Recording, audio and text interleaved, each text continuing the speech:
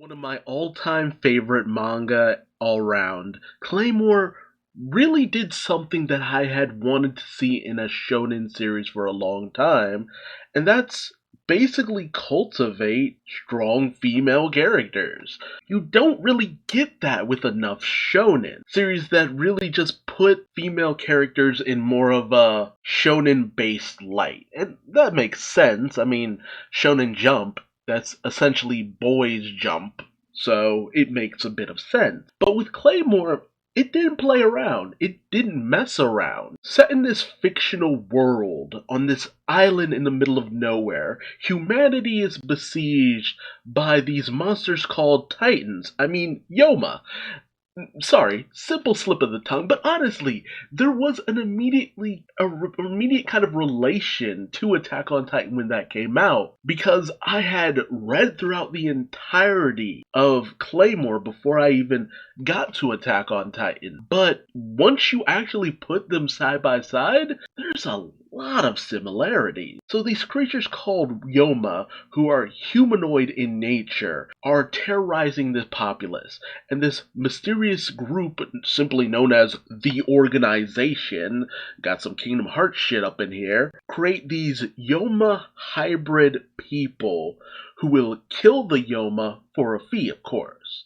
And all of them are female, because it's the females who are the only ones who are able to completely integrate with the Yoma process that they go through.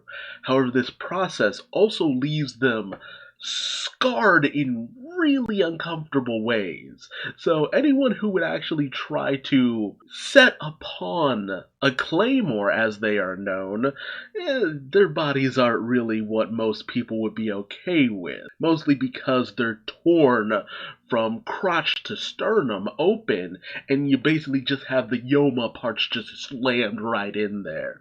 And depending on how well the person integrates with those Yoma parts, that's the amount of power these people are actually given. However, there's a risk. You have a risk of becoming a super-powered Yoma, called an awakened being, if you exert too much of your strength. So Claymores walk a fine line between humanity and the race of Yoma. Males were actually a lot more susceptible to the Yomification, as it were, and that's why more females end up being Claymores. And there's about 47 Claymores on the island as a whole, with their rank based on their potential strength, yada yada yada. Our main character, Claire, is ranked at the bottom, 47. And that's because when she was young, she was protected by the original number one named Teresa, who had come to her aid. However, Teresa had gone off the beaten path of what the organization had wanted, and had ended up being hunted down by her fellow Claymores, one of which was Priscilla, another Claymore who was pretty high ranking and wanted to overcome Teresa and become the new number one. But her power grew so far out of control that she becomes an awakened being, an incredibly powerful awakened being, and she kills Teresa by cutting off her head. And because of Claire's connection to Teresa, she asked to have Teresa's parts put into her. So because of that, that dilutes a lot of the Yoma-like qualities, making her a very weak in terms of a Claymore. But Claire actually kind of ends up doing a bit of the same as what Teresa did for her in saving a young boy named Rocky, who kind of becomes her tag-along sidekick for the most part. And most of the series is about them going from place to place, slaying various different Yoma here and there. Claire slowly growing in power, but always being seen as the weakest amongst the Claymore. The real crux of the series is honestly just the struggle against various different forms of Yoma and Claymores who have gone rogue, and there's a lot of heart, there's a lot of action, and honestly the best part of the story is when you get a large group of the Claymores together in order to slay these awakened beings up in the Northern Hemisphere. Well, it's called the Northern Campaign arc. And there's a few time skips here and there because, honestly, a lot of the Claymores don't age like normal people.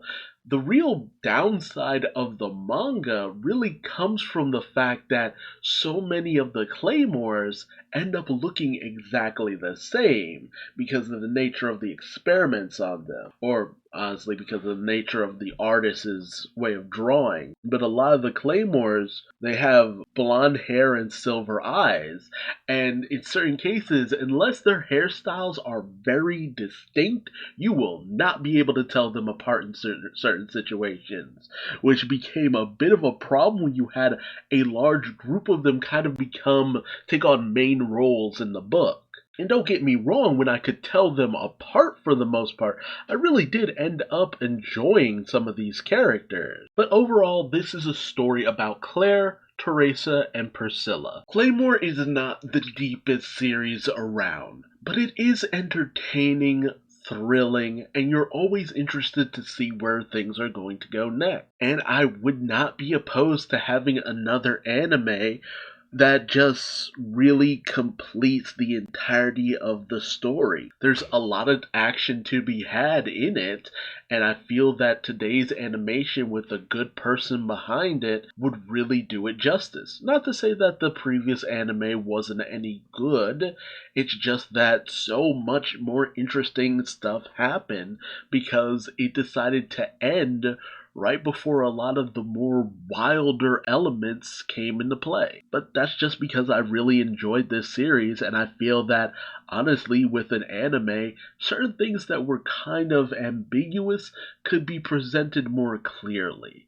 That's usually why I want anime series in general. Certain things that seem a little bit, I don't know what I'm seeing, usually can be presented in a clearer, more distinct light and brought to its fullest. But tell me, did you watch Claymore? Did you enjoy it? Did you love it? Did you hate it? Did you make it only to the end of the anime, or did you get to the end of the manga? Let me know in the comment section below, and if you like this video, please like, comment, subscribe, and hit the bell icon for notifications.